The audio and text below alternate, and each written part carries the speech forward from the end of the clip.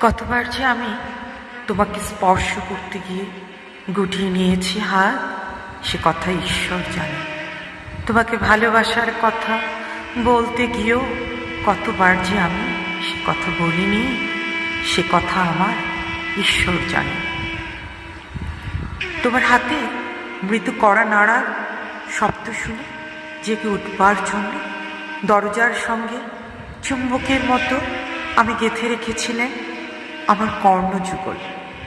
তুমি এসে আমাকে ডেকে বলবে, এই ওঠো, আমি আমি আর আমি। এ কি শুনলাম, এমন তো উল্লাসে নিজেকে নিক্ষেপ করব তোমার উদ্দেশ্যে। কতবার যে এরকম একটি দৃশ্যের কথা আমি মনে মনে কল্পনা করেছি, সে কথা আমার ঈশ্বর জানে।